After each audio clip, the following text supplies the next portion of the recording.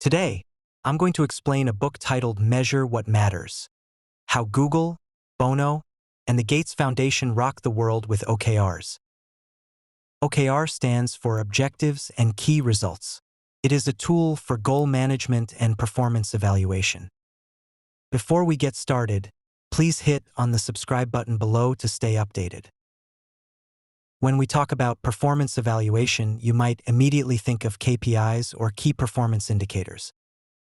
So, what's the difference between these two tools? The most direct difference is that KPIs have specific evaluation indicators linked to bonuses, whereas OKRs focus more on goal management and are not directly related to promotions or salary increases. KPIs are a method of pressure management that makes you work hard to meet the targets, potentially focusing only on meeting these targets without considering the actual outcomes. OKRs, on the other hand, are a vision management method that helps you stay on course and make tangible progress. OKR is now a very popular management topic, and this book discusses how to use this tool. Let's first imagine you are an investor. In the autumn of 1999, you just invested $12 million in a startup, acquiring a 12% stake and a seat on the board of directors. If everything goes well, the company should reach a market value of $1 billion, and your investment would increase to $120 million. With this in mind, you ask the company's two founders for their view. One of them tells you their goal is $10 billion, not in market value, but in revenue.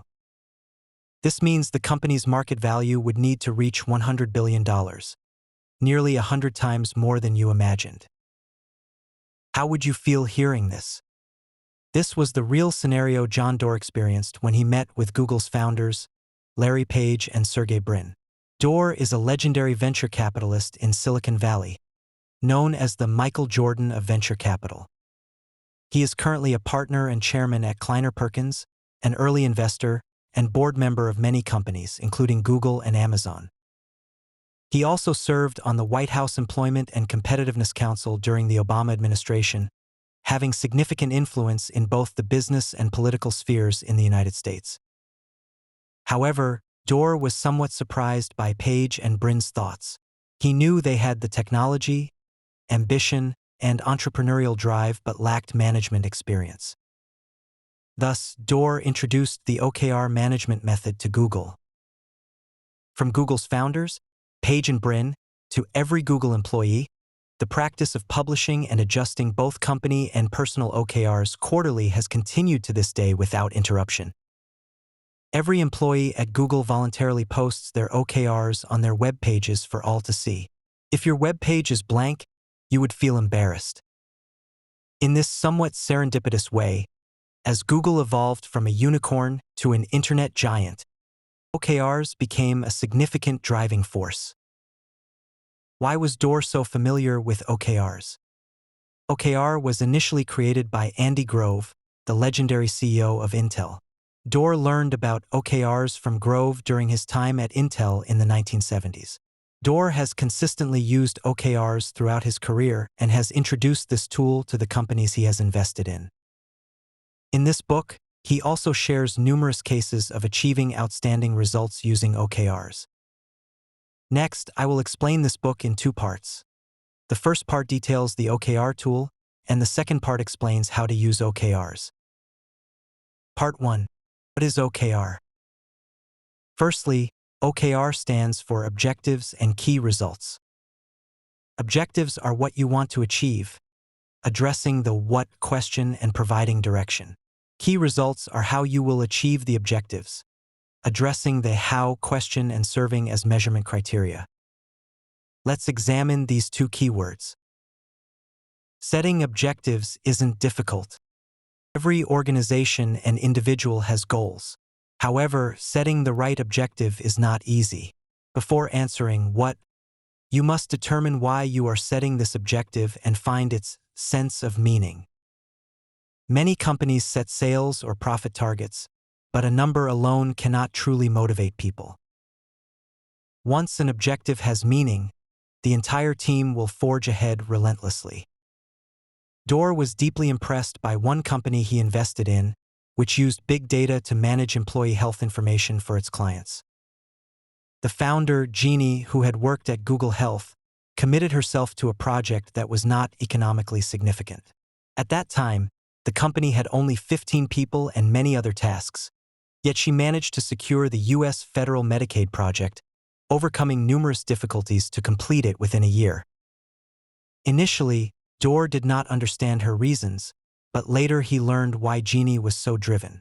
When she was 9 years old, her family visited Disneyland, but her brother had an epileptic seizure, throwing her family into chaos. Jeannie's family, Korean immigrants with poor English, had to apply for public health assistance. If they had failed, not only would her brother's condition remain untreated, but her family would also face bankruptcy. Jeannie persevered, but she did not want anyone else to experience similar hardships. Thus, the federal Medicaid project was her way of contributing to health coverage for low-income populations. Understanding a compelling why gives setting an objective a sense of mission. A good objective, according to the author, must meet 3 conditions. It must be important and specific, action-oriented, and inspiring. For example, consider a non-profit organization. Bono, the lead singer of the Irish rock band U2, has a good grasp of these 3 standards.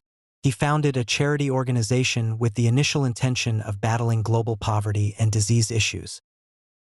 However, you can see this is more of a grand vision than a specific objective. Thus, Bono set 2 concrete objectives. 1. To relieve the debt of the world's poorest countries, addressing poverty. And 2. To ensure all countries have access to AIDS medication, addressing disease. These objectives turned an abstract vision into concrete goals and provided a clear direction for specific actions. As debts were repaid and medication was delivered to patients, these feedback mechanisms motivated the staff. Under these objectives, Bono's charity gained increasing influence with prominent figures, including Obama, advocating for his cause. Having established the why and what, we now move to discussing the how, which pertains to key results. Key results must be 1. Clear and unambiguous. The goals must be precisely defined. 2. Time-bound. They need to have a definite deadline. 3. Challenging yet achievable. They should stretch the capabilities but remain realistic. 4. Measurable. It must be clear whether the result has been achieved or not, with no gray areas. 5. Verifiable. The results should be such that they can be confirmed after the fact. Let's discuss an example. In 2008, Sundar Pichai, who was then overseeing the development of the Google toolbar, took on a project with the goal to create the world's best web browser. The key result was determined not by downloads or user reviews, but by user numbers, because they believed that the users themselves are the best judges of browser quality. In that year, Pichai set a key result: to reach 20 million users within 1 year. This key result was clear, time-bound, challenging, yet based on Google's already existing traffic of 147 million users, it was achievable. The figure of 20 million was the metric, and at the end of the year, it was straightforward to verify whether this goal was met. This is an example of a well-set key result. As you might know, Google's Chrome browser has now become the most used browser globally, holding over 60% of the market share, far surpassing Internet Explorer. Understanding objectives and key results, we now examine the role OKRs can play. Doerr views companies using OKRs as superheroes, providing for superpowers. 1. Focus forces the selection of a few critical objectives to concentrate on. 2. Align promotes teamwork and coordination. 3. Track facilitates accountability by making it hard to mask poor performance. 4. Stretch encourage tackling seemingly impossible challenge. For instance, after Google acquired YouTube, which ranked 3rd globally in terms of traffic, it was noticed that few users logged in, meaning they couldn't save videos or subscribe to channels. Thus, many of YouTube's features were underutilized. To address this, The product manager in charge of the homepage, Rick Clow, set a 6-month OKR to improve the site's login experience. This OKR was significant enough to be escalated to and endorsed by Google's CEO, Larry Page, who further shortened its timeframe to 3 months, making it a company-wide priority. Clow's team received whatever support was needed and successfully achieved their objective. As seen, the process of setting OKRs involves prioritization and making hard choices, helping to surface what truly matters and focus efforts there.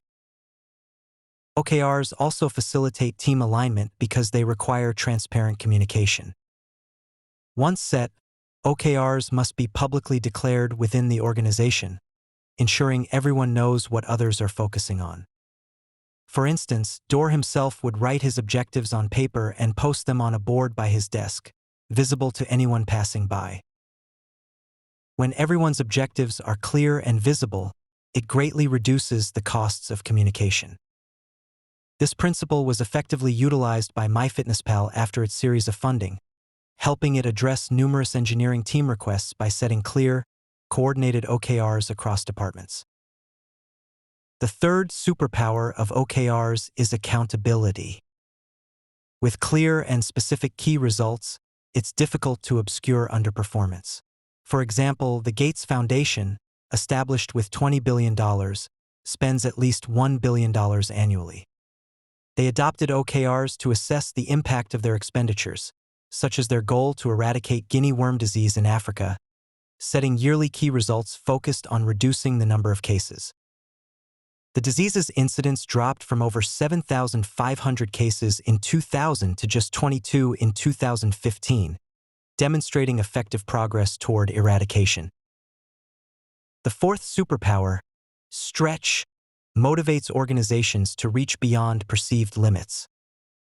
Again, taking Google's Chrome browser as an example, in its first year, the team led by Pichai aimed for 20 million active users in 7 days. Despite the ambitious goal and Chrome's significantly faster page loading times, they achieved under 10 million users. However, the endeavor boosted Chrome's market share to 3%, and those who tried it liked it, leading to compound growth.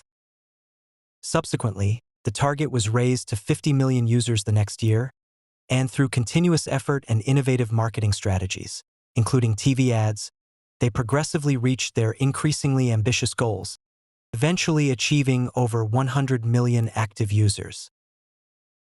In summary, understanding the principles and pitfalls in setting OKRs is crucial. Doerr's book not only explains how to set and use OKRs effectively, but also integrates them with CFR, conversations, feedback, and recognition to create a continuous cycle of performance management. This combination has been pivotal for companies like Google, enabling them to manage and enhance performance continuously and effectively. This comprehensive approach to managing goals and performance through OKRs can transform organizations, driving growth and success by maintaining focus, aligning teams, tracking accountability, and embracing challenges. That concludes what is OKRs and its profound impact on organizations from startups to large enterprises, highlighting their versatility as a Swiss Army knife of management tools. OKRs are not just about setting and achieving goals, but also about fostering a powerful internal communication mechanism that aligns personal growth with organizational objectives. Part 2. How to use OKRs. In the book, the author introduces a mechanism that complements OKRs, known as CFR, which stands for conversation, feedback, and recognition. By integrating OKRs with CFR, a rapid feedback loop is formed, enabling continuous improvement and optimization of organizational structure and resource allocation, helping organizations achieve their key results and ultimately their goals. The author describes this process as continuous performance management. Google's use of OKRs is well known in Silicon Valley. Let's look at how Google combines OKRs with CFR in practice. At Google, a typical OKR cycle begins 4 to 6 weeks before the start of the year, around mid-November or early December. During this time, The entire company engages in brainstorming to define the OKRs for the upcoming quarter and the entire year. By mid-December, these OKRs are finalized and published. Once the new year arrives, teams begin the first step of CFR, conversation. This involves thorough discussions around the OKRs for the quarter, with each individual proposing their goals. These goals are challenged and refined until a consensus is reached, typically within a week. After this week, everyone's OKRs for the quarter are published company-wide. Since all OKRs are made public, there is a natural incentive for everyone to set their OKRs if they haven't done so already. Nobody wants to be the only one without visible goals. Throughout the quarter, the second step of CFR feedback takes place. Progress on OKRs is continuously tracked and assessed. Depending on the project, feedback frequencies can vary. Some critical projects may require daily feedback to adjust tactics for the next day, while more stable projects might only need weekly reviews. By late March, the third step of CFR recognition occurs. This step involves scoring the completion of the OKRs based on their outcomes. Google has designed a scoring system that automatically generates results without human interference. Scores range from 0 to 1, with color coding similar to traffic lights. 0.7 to 1 is green, indicating that key results have been met or exceeded, suggesting that future goals might be set higher. 0.4 to 0.6 is yellow, showing progress but incomplete achievement of key results, requiring more effort in the next cycle. 0 to 0.3 is red, indicating no substantial progress on key results. Repeated red scores might prompt a reevaluation of the project's feasibility. In Google's OKR culture, achieving 70% of OKRs is considered successful. Not every OKR needs to hit green, which could indicate that the key results were set too low rather than exceptional performance. OKRs are meant to drive progress, not just satisfaction. Google values those who continuously strive for greater success, not just contentment with modest achievements. Returning to the Chrome example, in its first year, the key result was 20 million users, and it achieved 10 million, scoring 0.5 and falling into the yellow zone, thus keeping the project alive. The responsible manager, Pichai, and his team continued to seek solutions through conversation and feedback. The following year, the key result was set at 50 million users, and they achieved 37 million, scoring 0.7 and entering the green zone, indicating steadily improving performance. Thus, in the next year, they confidently set the key result at 100 million users, significantly increasing promotional efforts and enhancing product stability and user experience. The final result not only met but exceeded the set key result, achieving 110 million active users in 7 days. Google places goals in two baskets, one for achievable objectives and another for high-ambition, sky-high goals. Low scores in the latter are somewhat expected and serve a purpose. They foster a culture of never being satisfied and continually challenging new frontiers. As one CFR cycle ends, the next begins seamlessly, with the company starting the brainstorming process for the next quarter's OKRs. New objectives may be added, but existing ones that are no longer intended to be pursued are not removed. These abandoned goals are faithfully recorded, documenting deviations encountered during the OKR process, which is invaluable for improving future OKR implementations. Conclusion. To recap, the main content of the book revolves around OKRs, objectives, and key results, a method of goal and performance management that also serves as an internal communication mechanism. Objectives define what you aim to achieve, addressing the what question, while key results specify how those objectives will be achieved, addressing the how question. However, before setting these objectives and key results, it is crucial to understand the why. Integrating OKRs with CFR and following a quarterly cycle deepens employees' understanding of OKRs and enhances their effectiveness. Doerr likens OKRs to a Swiss Army knife, adaptable to a wide range of applications. For startups, OKRs help focus on limited resources. For expanding businesses, they facilitate the integration of new resources. And for large companies, they ensure that employees' activities align with corporate missions and values. However, OKRs are a tool, not a weapon. They are not a miraculous solution and cannot replace a strong corporate culture or leadership. OKRs are applicable not only within organizations but also in personal development, highlighting their versatility and broad applicability in driving both individual and organizational success. The original book link is attached at the end for further reading.